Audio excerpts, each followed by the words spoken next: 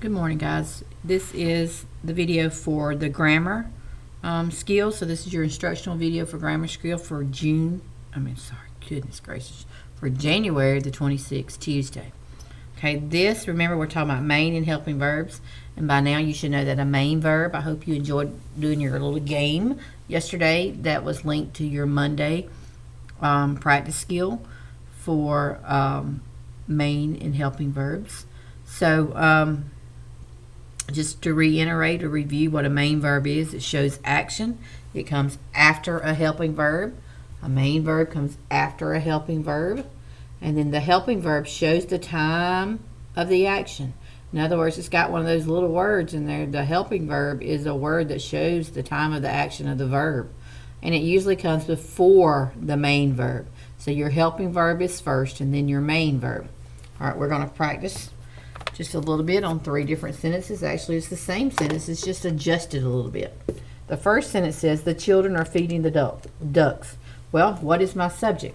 My subject is the children. So I'm going to divide it and underline my subject once, just like we do when we do in our daily fix-it.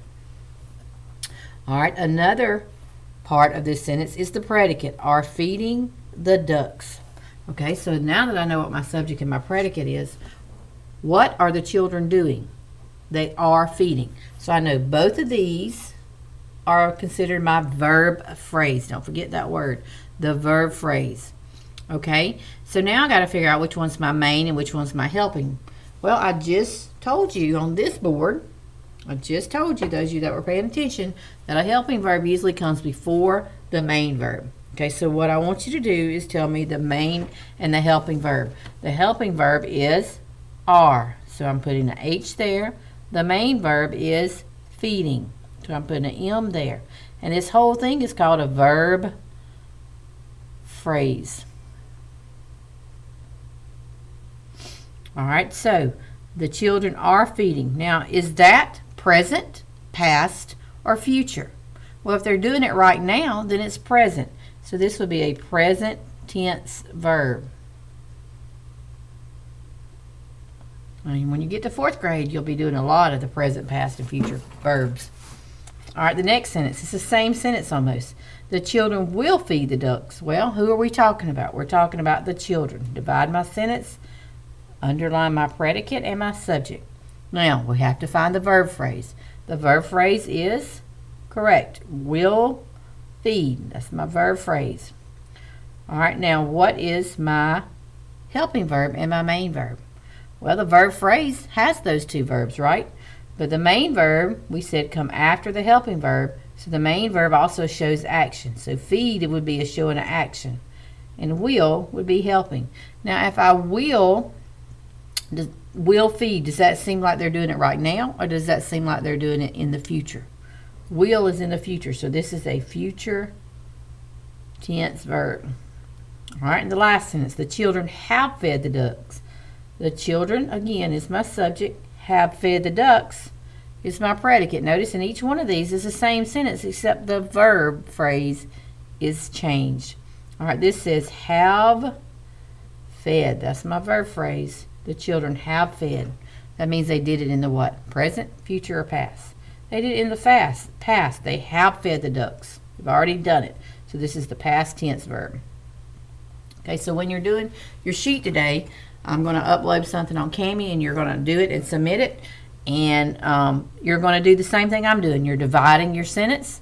You are underlining your subject once, your predicate twice. You're boxing in your verb phrase. And then I want you to write a H for helping and an M for main. And then I want you to tell me whether it's past, present, or future. Okay? And if you forget, you can always rewatch the video or pause the video or pull it back a little bit. That's the greatness of technology. You can pull it back a little bit and you can rewind. You can re-scroll. You can stop it and restart. Okay, hold on. I need you to get out your daily fix-it next. I know we haven't went over it the past couple of videos, so we're going to go over it, finish it today, or at least go over 2 more today. Hold on just a second. Okay, guys, this is your daily fix-it. We're on 7 and 8. If I can get it focused so y'all can see it. Okay. It says Tim shouting his lines to be heard above the applause. Well, Tim's shouting his lines to be heard above the applause. Does that sound like it makes sense? Tim shouting his lines. Tim is shouting his lines. So we need a helping verb there, because it really doesn't make sense the way it's stated right there. So Tim is shouting his lines to be heard above the applause. So I'm going to put an is right here. To be heard. Now look at that word heard. Heard is misspelled. H-E-A-R-D. Heard. Above the applause. All right, what type of sentence is this? Declarative, simple. Tim is your subject. Shouting his lines to be heard above the applause is your predicate. Is shouting is your what? Helping and main verb. So that is our verb phrase. All right, number 8 says, he took several bow before the curtain falled. He took several bows before the curtains fell. Okay, so he is your subject. Took is your verb. What kind of verb is took? It is a main, it's an action verb, so we're just going to put action. Okay, I'm going to turn this sideways so I can underline what I need to underline. Okay, so tomorrow we'll pick up the last 2, or either the next video the next day. I'm not sure if I'll do it Wednesday or Thursday, but just know this should be completed and keep it in your journal. Do not take any of this out of your journal. The sheet I'm going to upload for through Cami will be this for you to practice on. It says main and helping verbs. The first part says write the main verb and the helping verb in each sentence. All right, the women are sewing animal furs together. Well, again, I'm going to divide my sentence because it just makes it so much easier when you do that. Who are we talking about? The women. What are they doing? Are sewing animal fur together. Now, when I'm thinking about the main and the helping verb, well, I found my verb phrase, are sewing, so I'm going to box it in. So I know those 2 words are mine that I've got to put on here, but I've got to decide which one's main and which one's helping. Well, I know most of my linking verbs are helping, and are is a linking verb. So are would be here, sewing would be here. Okay, so you're going to complete the rest of this, 2, 3, 4, the same way, and then you're going to look down at 5, 6, 7, and 8. It says look at the underlined verb in each sentence. Write M if it's a main verb. Write H if it's a helping verb. And they're referring to the ones that's underlined. The people were celebrating all day.